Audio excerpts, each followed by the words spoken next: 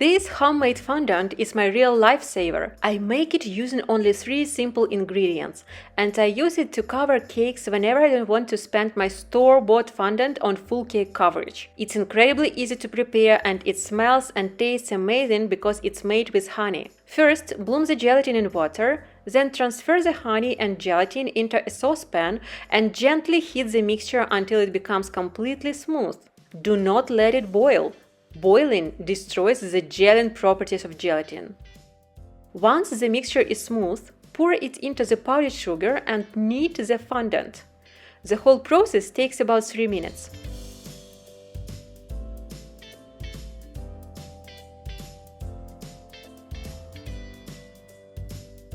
Wrap the fondant in plastic and let it rest for about 30 minutes. Mine rested for a few hours, so it firmed up. If yours becomes too hard, simply warm it in the microwave for a few seconds or over a double boiler. Then knead it well, add your food coloring and mix until fully combined. This fondant is different from marshmallow fondant. It's not as stretchy or elastic, the texture is unique, but it's great for covering cakes.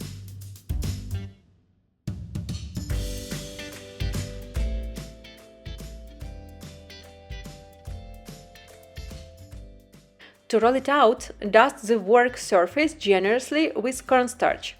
Don't worry if the fondant gets messy. You can easily brush off the cornstarch later.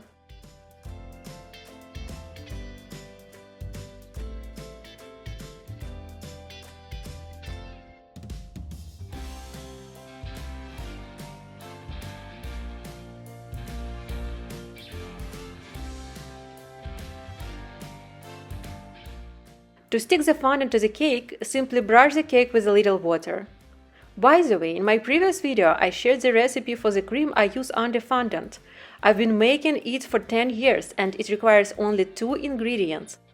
So if you don't know which cream to use to smooth your cake, you have to watch it. Then you can attach the fondant to the cake and gently brush off the excess cornstarch.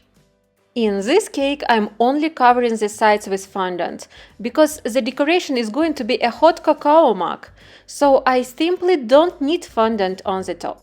But now I'll show you one of my older videos. Here I'm covering the cake completely with my fondant. I try to work fast but carefully. First, I smooth out the top.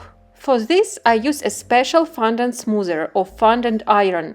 I try to push out all the air to make sure there are no bubbles in the fondant. Then I move on to the sides. I gently press the fondant against the sides. Be careful not to stretch the fondant so it doesn't tear. Just gently smooth it down. Next, I use the smoother to thin out the fondant along the base of the cake. And then I cut off the excess. I also covered a sphere cake with the same fondant, and it handles the task perfectly as well. Take a look for yourself.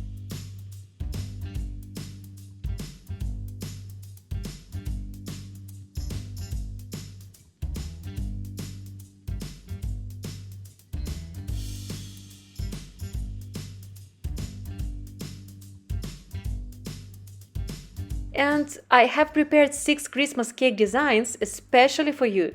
So stay tuned, new videos are coming very soon. Make sure to subscribe, like and leave a comment. It truly helps my channel grow and inspires me to create more delicious videos. Let me know in the comments what fondant recipe or brand you like the most. I'd love to chat with you. See you soon, bye bye!